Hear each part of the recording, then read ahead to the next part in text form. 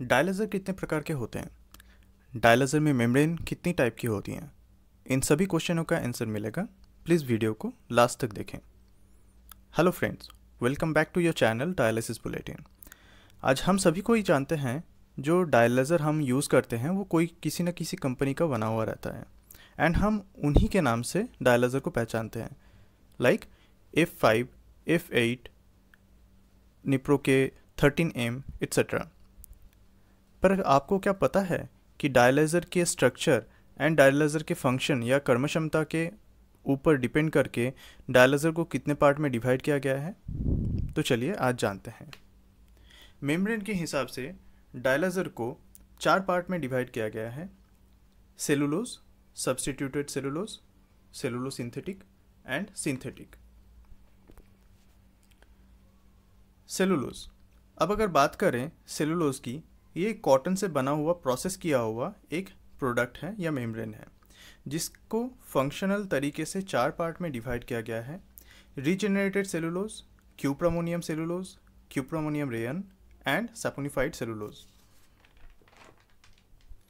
वहीं दूसरी तरफ अगर बात करें सब्स्टिट्यूटेड सेलुलोज की, तो ये एक ऐसा प्रोडक्ट है जो सेलुलोज पॉलीमर से बना हुआ रहता है एंड जिसके सरफेस पे फ्री हाइड्रोक्सिल ग्रुप या OH ग्रुप बना हुआ रहता है।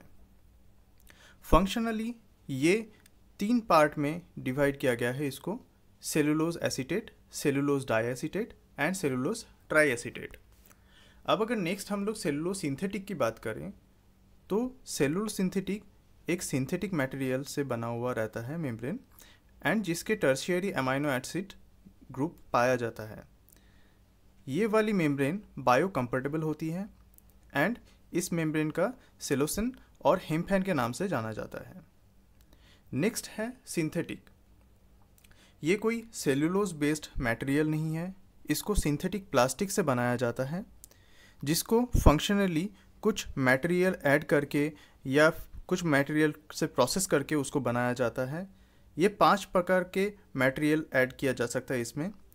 एक है पॉलीएक्रिलोनाइट्रेट जिसको हम पैन के नाम से जानते हैं, पॉलीसल्फोन जो कि फ्रेजिनियस के हर एक डायलिसिस में यूज़ होता है, पॉलीकार्बोनेट, पॉलीएमाइड एंड पॉलीमिथाइल मिथाइक्रिलेट जिसको हम PMMA के नाम से जानते हैं।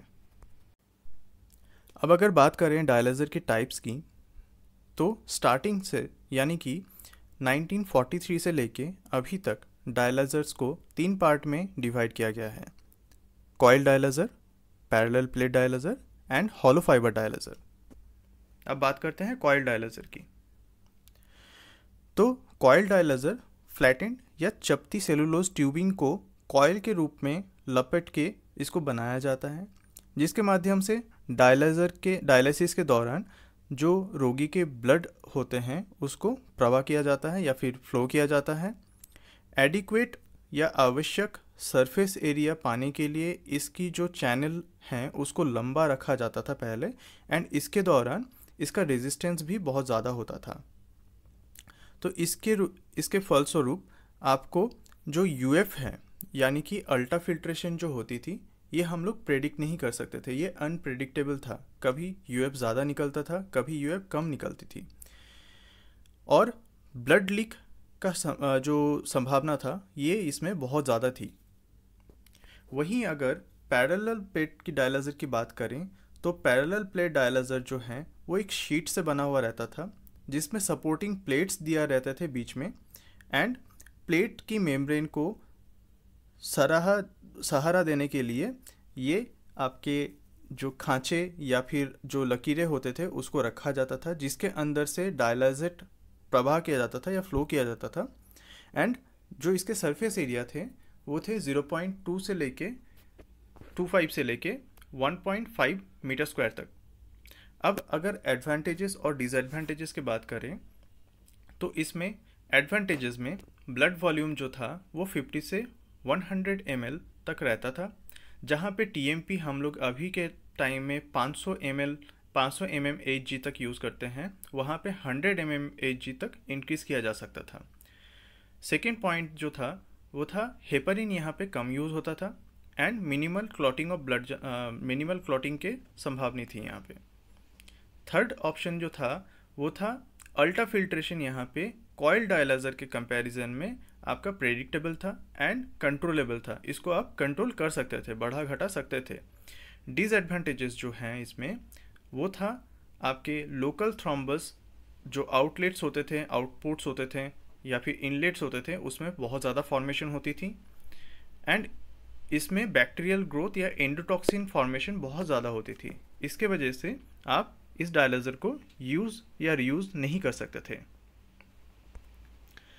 वहीं अगर बात करें हॉलो फाइबर डायलाइजर की, ये न्यूमेरस हॉलो फाइबर से बना हुआ रहता था।